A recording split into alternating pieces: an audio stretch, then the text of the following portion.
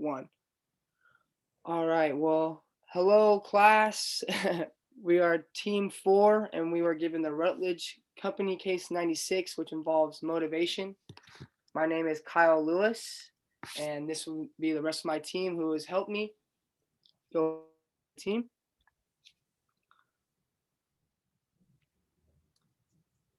I'm Joshua Nzunza. I'm Scout Ciora. I'm Brooklyn Duperrin. I'm Jessica Gaffney. I'm Danny Witt. And I'm Lillian Bond. Alrighty. So here's the overview of our case 96, which involves a Rutledge company who is implementing the modernization process, where they are incorporating an entire new information system that will be installed for the company and all corporate personnel, including the clerical staff, will be attending a 4-day computer training program, and we're told to incorporate the new system into daily use immediately. The primary objective is to downsize, and management is forced to roll out the new system, and it will primarily affect the clerical staff. The new system will enable management level personnel to perform their jobs efficiently without the use of clerical staff, which has affected staff morale with the rollout with the new system, because future unemployment and termination of the traditional clerical staff is at risk. Complacency, lack of initiative, and complaints have all started to make a play in affecting staff morale. And management must figure out 2 obstacles by the time modernization is complete. One is how to keep motivation high amongst employees. And the other challenge is to see which employees are going to be let go.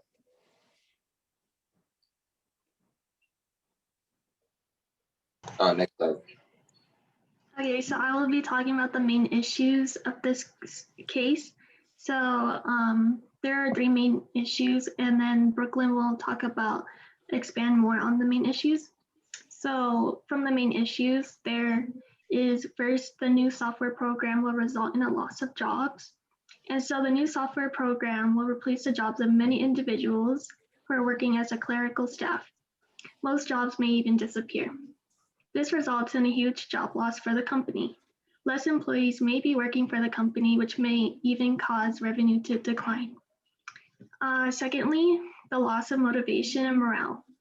Just the thought of clerical staff losing their jobs has affected their morale. This has made them unmotivated to continue working because they can lose their job at any given moment. What is the point of continuing to work if they know that they will lose their job eventually? They see no reason to continue to work hard at their job if they will soon be let go or fired from their job position. Thirdly, adapting to change. Some clerical staff have worked long-term, such as 10 years, and are not willing to adapt to new programs. This causes the staff not to provide full clerical support needed by management. Individual managers must find a way to keep their staff motivated enough to adjust to the new program or until they stop working. Individuals are usually reluctant to change because they are comfortable where they are now, and adapting to a new routine may take them out of their comfort zone. Next slide and the next slide. So the main issues overview, one of the main issues is that morale and motivation levels are low for the clerical staff at the Rutledge Company. The second main issue is that most employees are unmotivated to use the new technology the company is implementing. And the third issue, the company must also decide which employees should be retained once modernization is complete. And lastly, the company would also like to keep the clerical staff retained until modernization is complete, while also dealing with the issues of lack of motivation. Next slide. Okay, so some case questions that we wanted to cover were what action should be taken in order to increase the morale and motivation level of the clerical staff at Rutledge Company. we were discussing that possibly there be some type of severance package for long-term employees. Since they are going to be let go from the company, that might be a nice incentive for them to have while they're looking for further employment after this position's over. And also certifications of skills that could be helpful with getting a new position that they could keep on their resume. Another question is, what actions can be taken to motivate those employees who are not using the new technology required of their job? Managers could create some type of competition around the training and use of the new software, for example, a monetary bonus. And also, there is the Herzberg's theory, the two-factor theory, that's of achievement, recognition, the work itself, responsibility, advancement, and growth. Studies show that people aren't just motivated by money, they're motivated by recognition and acknowledgement. So for example, Rutledge could implement an employee spotlight or some type of recognition for employees who stand out using the new software.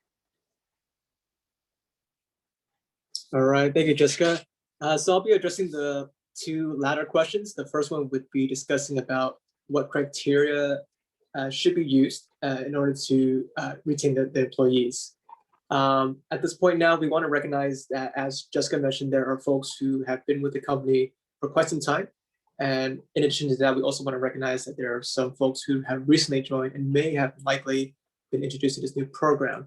And as mentioned in the case incident, the folks who have been with the company long term, they've only been introduced to very basic clerical duties to only keep them busy, and yet some show a lack of initiative or may not become exposed to the new program. The method that we want to implement is to allow a leveled platform, a level playing field for all of those to take a fair chance of training and allow a direct manager to coworker feedback opportunity to further promote any sort of concerns, questions, regardless of which individual, which criteria, what they may have, if they feel that they may not be retaining certain materials, and so forth. The next question, in terms of whether or not the firm should continue to its attempt of practicing the training, I believe that is a strong yes that they should, as Jessica just mentioned very importantly, that it offers a sense of recognition, a sense of growth and determination and willingness from any employee, regardless of their seniority level, to show they want to grow the company and proceed on with the future.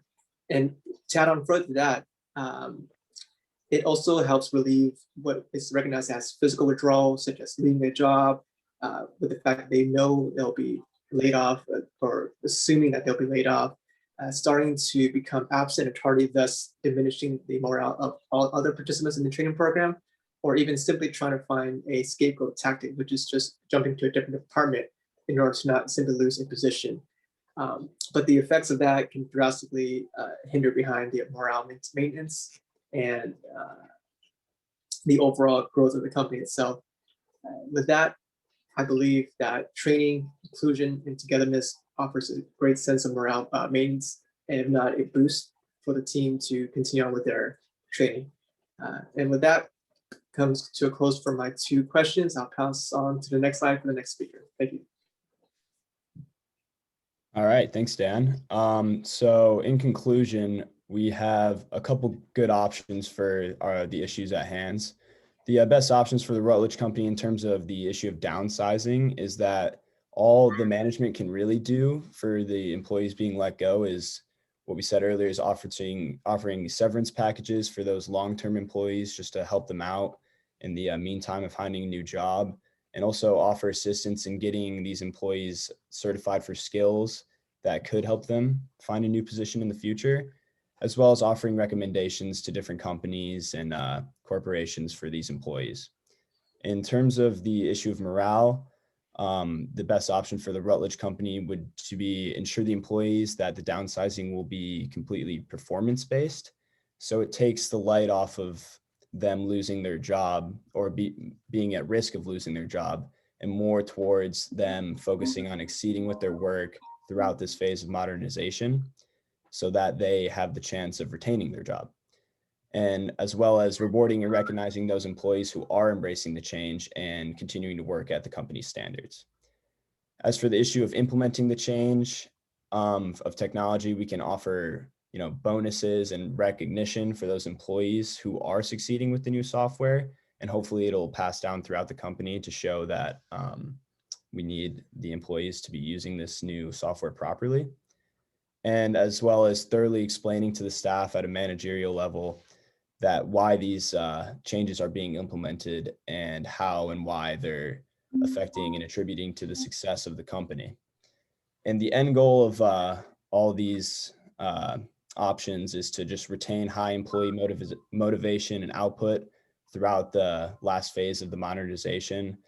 And at the end of the day, only keeping those employees who are completely necessary for the company's success, as the manager's main goal is to downsize. So that brings a close to our case. So thank you for watching.